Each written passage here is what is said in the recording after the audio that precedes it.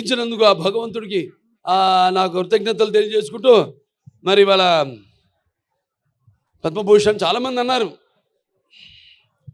చాలా ఆలస్యంగా ఇచ్చారు మీకు అని. నేనన్నా కాదు సరైన సమయంలోనే ఇచ్చారు. అంత దైవలిఖితం. ఏది జరిగినా నా జీవితాలు అన్నీ కూడా సంఘటనలు కూడా అలాగే జరిగినాయి. నేను అటు cancer Basavataraka Indo American cancer hospital research institute chairman అయితేనేమి, లేకపోతే ఇటు ఒక శ్రీరామరాజ్యంలో రాముడిగా వేయడం ఏంటి, వేషం వేయడం ఏంటి, అలా ప్రతిదీ నా జీవితంలో ఎంతో సారూప్యం. నా నిజ జీవితంలో సంఘటనలకి నేను సినిమాలు చేసిన పాత్రలకి ఎంతో సారూప్యం అలా కలిసి వచ్చింది నాకు. నేనన్నా లేదు ఇదే సరైన సమయం. ఎందుకంటే నాన్నగారిదేమో శత జయంతి జరుపుకున్నాం, ఆ తర్వాత నాకు వచ్చింది. ఆ తర్వాత నేను 3వ సారి ఎమ్మెల్యేగా ఎన్నికయ్యాను, ఆ తర్వాత నాకు వచ్చింది. ఆ తర్వాత Basavataraka Indo American cancer hospital research ఇన్స్టిట్యూట్కి చైర్మన్గా 15వ సంవత్సరంలో అడుగుపెట్టాను మొన్న మార్చి నెలలో. ఆ తర్వాత నాకు వచ్చింది.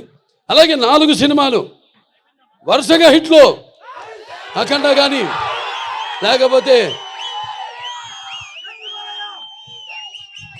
వీరసింహారెడ్డి కానివ్వండి, నెలకొండ భగవంత్ కేసరి కానివ్వండి, ఆ తర్వాత డాకు మహారాజు కానివ్వండి, 4 సినిమాలు హిట్ల తర్వాత దాని తర్వాత 50 సంవత్సరాలుగా హీరోగా ప్రపంచంలో ఎవడు లేడు.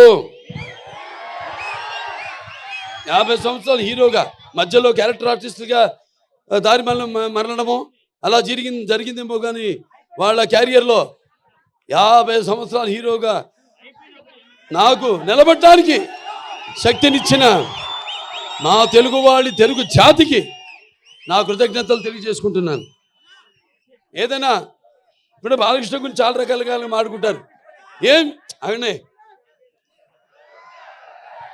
చూసి బాలకృష్ణకి అంత పొగరంటారు, నన్ను చూసుకుని నాకు పొదనైన పొగరంటాను.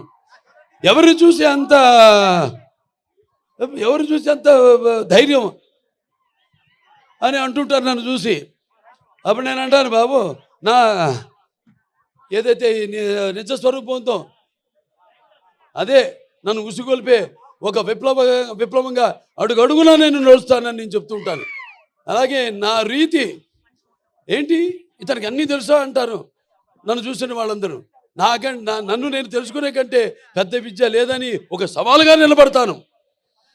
నా మాట సూటిగా ఉంటుంది, నా బాట ముక్కు సూటిగా ఉంటుంది, నా వీక్షణం తీక్షణం దర్శనమిస్తుంది.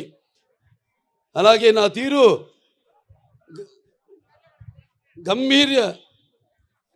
ఒక గాంభీర్య రూపంగా వెలుగుతూ ఉంటుంది.